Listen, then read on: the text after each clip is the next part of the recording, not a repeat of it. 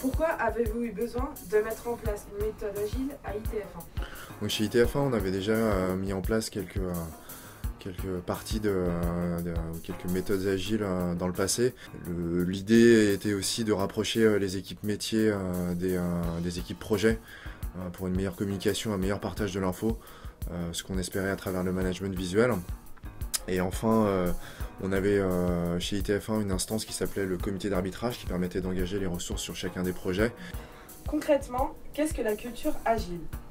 Déjà, l'agilité, c'est une méthode qui vient du monde du développement, qui a été créée sur la base d'un constat. Le constat, c'est que les outils traditionnels qui existaient, ils n'étaient pas adaptés au monde du développement informatique. Et donc cette agilité, elle s'appuie sur plusieurs principes, 4 grandes valeurs et une douzaine de principes pour changer ces règles du jeu. Les objectifs et les buts à atteindre sont assez simples. Le premier, c'est de travailler sur des cycles courts, itératifs et incrémentaux, pour s'assurer qu'on travaille sur les choses les plus prioritaires et valider auprès des utilisateurs et des clients que ces choses prioritaires sont les bonnes choses.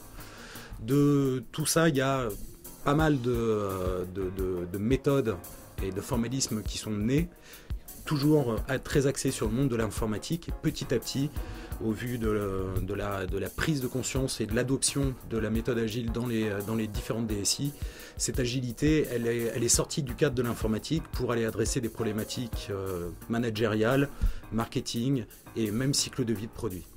Quels sont les résultats concrets de la mise en œuvre de cette méthode? Donc avec un nouveau découpage des ressources, une nouvelle organisation et une stabilité des équipes de développement, on a une meilleure efficacité de fonctionnement et on a une tenue des engagements qui est en hausse par rapport à ce qu'on pouvait observer auparavant. Ensuite, on a aussi beaucoup amélioré l'efficacité et la communication à travers des nouveaux rituels, plus courts, debout, mêlant plus les équipes métiers et les équipes projets, voire le management dans la nouvelle instance d'arbitrage qui a remplacé le comité d'arbitrage. Où en êtes-vous aujourd'hui et que reste-t-il à faire? Aujourd'hui, on a formé une bonne partie des équipes de ITF1 à l'agilité, sur des aspects méthodologiques, mais aussi sur des aspects comment faire du recueil du besoin agile, comment formaliser la documentation, la conception du produit, en travaillant même avec les chefs de produit et les responsables métiers associés. Et on a commencé à déployer cette agilité dans le cadre de ITF1.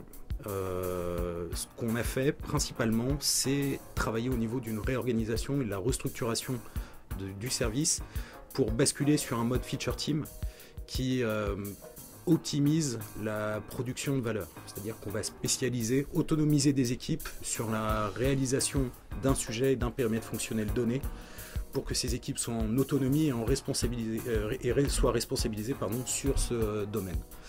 On a donc pas mal travaillé là-dessus et on a aussi beaucoup travaillé au niveau de la gouvernance et de la prise de décision sur les différents éléments. Pour répondre aux questions suivantes et aux problématiques suivantes, c'est est-ce qu'on travaille sur les choses les plus prioritaires et est-ce que ces choses prioritaires sont prêtes à être lancées en termes de travaux. On a donc travaillé avec la direction sur ces aspects-là pour trouver un mode de fonctionnement et de gouvernance qui soit plus agile, en s'appuyant sur du management visuel, en s'appuyant sur des réunions courtes et concentrées sur un sujet, la priorisation et de la prise de décision, et aussi l'analyse des obstacles rencontrés par les équipes. Ce qui reste à faire encore maintenant, c'est d'ancrer ces pratiques agiles au niveau des équipes, plus précisément les accompagner sur les différents rituels de rétrospective et d'amélioration continue, pour s'assurer que les équipes sont autonomes et s'approprient cette méthode de travail, puisque leur prochain challenge, ça sera de l'adapter à leur contexte et à leurs besoins. Donc aujourd'hui, on a défini et organisé les équipes, les rituels sont mis en place, et donc les échanges s'améliorent au fur et à mesure, mais il nous reste encore à agir sur des points d'engorgement dans le flux des projets, avec parfois une réaffectation des ressources ou des recrutements qu'on doit faire. Il nous reste aussi la mise en place de l'outil digital de gestion de projet qui est associé aux méthodes agiles et qui fera le complément avec le management visuel et nous permettra de calculer des indicateurs d'avancée de chaque sujet, de chaque fonctionnalité dans ces développements. Et enfin, on a une dernière phase qui est plus dans l'accompagnement des équipes projets sur les nouveaux rituels pour qu'ils respectent bien les méthodes et les préceptes de l'agile, mais aussi les métiers et le management à travers de la formation, de la sensibilisation sur les méthodes agiles et de l'outillage pour la phase amont des projets qui pourra leur servir.